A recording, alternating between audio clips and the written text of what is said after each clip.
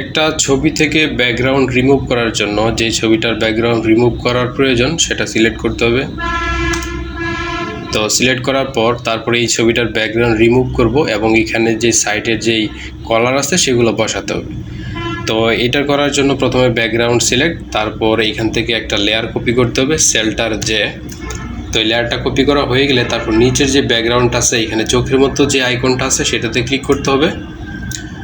তারপর এইখান থেকে ছবিটা উপরের যে লেয়ার ওয়ানের যে ছবিটা আছে সেটা ক্রপ করতে হবে। তো ক্রপ করার জন্য যদি ক্রপ করার প্রয়োজন পড়ে তাহলে ক্রপ করবেন, ক্রপ করার প্রয়োজন না পড়লে ক্রপ করার দরকার নেই। তো ক্রপ করার পরে ইন্টারে ক্লিক করলেই এরকম চলে আসবে। তারপর এটা জুম আউট। তো এখন এটা সিলেক্ট করতে হবে। এখন এটা প্যান টুল আছে, প্যান টুল দিয়ে করা যায়। তারপরে এখান থেকে object selection tool, quick selection tool, magic tools এগুলো দিয়ে করা যায়। তো আমি এখান থেকে ম্যাজিক টুলটা ব্যবহার করি। তারপর এখানে ক্লিক, তারপর এখানে ক্লিক, শিফটে চাপ দিয়ে ধরে সাইডে ক্লিক করলেই সবগুলো সিলেক্ট হবে। যদি এইদিকে ক্লিক করি মানে মাউস ধরে যদি একটা সাইডে ক্লিক করি এদিকে আসবে, আবার ওইদিকে ক্লিক করলে ওইদিকে চলে যাবে। এই জন্য শিফটে ধরে যেদিকে প্রয়োজন সেদিকে ক্লিক করতে হবে। তো যেদিকে দরকার সেদিকে ক্লিক করি।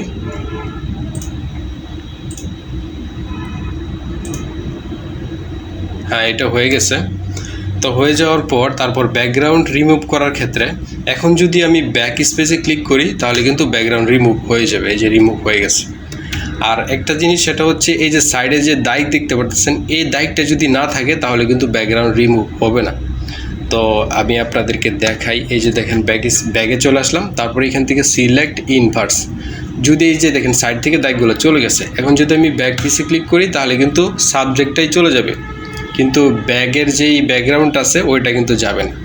তো অবশ্যই দেখতে হবে যে এইটা আছে কিনা। তো তার জন্য এখান থেকে ইনভার্সে ক্লিক, ইনভার্সে দেওয়ার পর তারপর ব্যাক স্পেস, ব্যাকগ্রাউন্ড চলে গেছে। তারপর সেলটার ডি যে দাগগুলো আছে সেগুলো ডি সিলেক্ট করার পরে এইখান থেকে যে এই যে একটা সাবজেক্ট আছে সাবজেক্ট এটা রিমুভ করতে হবে। তো এটা রিমুভ করার জন্য যে টুল আছে প্যান টুল, ল্যাসো টুল একটা ব্যবহার করলেই হবে। তো আমি এখান থেকে ল্যাসো টুল সহজে ব্যবহার করতেছি। এই যে সিলেক্ট দিলাম, তারপরে এটাতে আবার ব্যাক স্পেস চলে যাবে, ঠিক আছে। তারপর এটা আবার ডি সিলেক্ট, সেলটার ডি, দাগগুলো চলে যাবে।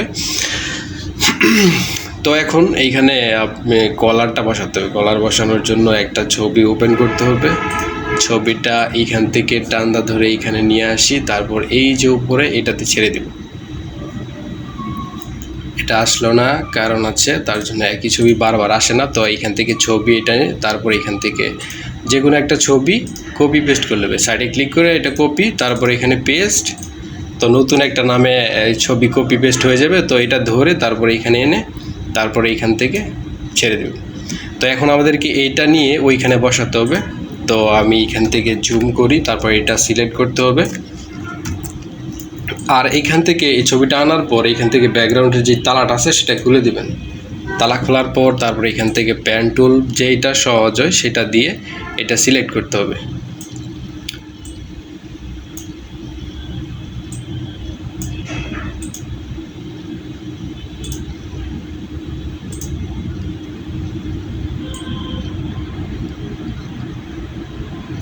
ওকে, হয়ে গেছে। তারপর সেলটার ইন্টার, এটা সিলেক্ট হওয়ার পরে এই জিনিসটা কপি করতে হবে। সেলটার সি কপি, তারপর এইখানে এসে তারপর এটা সেলটার বি দিয়ে পেস্ট করতে হবে। তারপর মুভ টুল, এখান থেকে মুভ টুল সিলেক্ট করে এই জিনিসটা ধরে এখানে নিয়ে আসতে হবে। আর এই যে সাইডে যে দাগগুলো আছে এই যে এই দাগগুলো একটা কোণাতে এই কোণাতে এই দিকে, যদি এটা শো ট্রান্সফর্ম কন্ট্রোল সেটা যদি না থাকে তাহলে দাগগুলো থাকবে না, এটা অবশ্যই টিক মার্ক থাকবে। তারপর এখান থেকে উপরে যায় এটা যেই অনুযায়ী প্রয়োজন সেই অনুযায়ী এটা বসাতে হবে। তো আমি এটা এখান থেকে বসাই দিলাম। আচ্ছা, একটু খালি রাখি, এই যে এইভাবে বসালাম, ঠিক আছে। তারপর এইখান থেকে এই যে লেয়ারটা আছে এটা নিচে নেওয়ার জন্য এই লেয়ারটা উপরে সেই লেয়ারটা নিচে দিতে হবে। তো আমি এখান থেকে এইভাবে এটা নিচে দিয়ে দিলাম, এই যে এটা নিচে চলে গেছে। তো এখন এইখানে একটু খালি আছে, তারপরে এই শার্টের কলারটা একটু ঠিক করতে হবে। এর জন্য এই যে নিচে যে লেয়ারটা চলে গেছে এই লেয়ারটা সিলেক্ট করে তারপর এখান থেকে সেলটার টি দিতে হবে। তো টি দেওয়ার পরে তারপর এইখান থেকে রাইট বাটনে ক্লিক করে এইখান থেকে ওয়ার্প দিতে হবে। তারপর এইখান থেকে যতটুকু প্রয়োজন নাড়াচাড়া করে এইগুলো ঠিক করতে হবে। এতটুক একটু জুম করি, এদিকে ঠিকই আছে, তো আর একটু সুন্দর করে দিই আর কি। হ্যাঁ, ঠিক আছে। এখন ইন্টার দেওয়ার পরে তারপর এখান থেকে